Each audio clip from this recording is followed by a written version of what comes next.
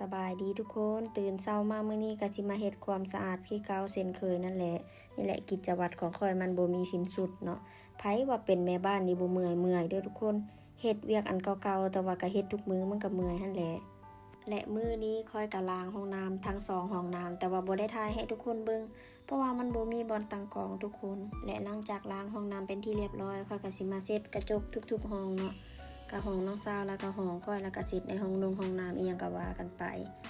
และหลังจากเสร็จกระจกเป็นที่เรียบร้อยก็สิมาดูดฝุ่นในเฮือนครัวเพราะว่าเมื่อวานพากันเฮ็ดกับเขาแล้วก็บ่ได้เฮ็ดความสะอาด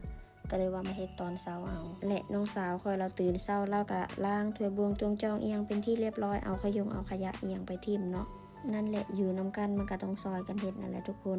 หลังจากค่อยหันดูดฝุ่นอีหยังเป็นที่เรียบร้อยค่อยก็สิมาหดผักนี่ก็งามเนาะ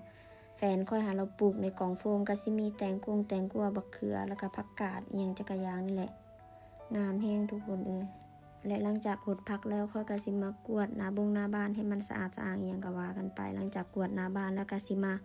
เก็บเสื้อผ้าเพราะว่าน้องสาวค่อยเราพับเป็นที่เรียบร้อยค่อยก็ได้จะเก็บไว้ในตู้เนาะแล้วก็สิมีผ้าเช็ดโต๊ะนำหลังจากเก็บผ้าเช็ดโต๊ะอีหยังก็สิเอาเสื้อผ้าไปซักอีกได้บาดนี้เสื้อผ้านี่ก็จะเป็นใส่เปลือง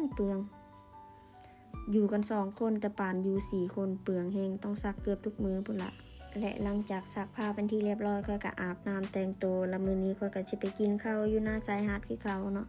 ร้านประจำที่เคยไปกินนั่นแหละทุกคนและค่อยก็ไปผู้เดียวแฟนค่อยละบ่ได้มานำเพราะว่าเราติดธุระบอกเลยว่าอากาศดีแฮงทุกคนค่อยหามักมาทะเลเนาะบ่มีหยังเฮ็ดก็เลยมาทะเลมากินข้าวอยู่ทะเลอีหยังก็ว่ากันไป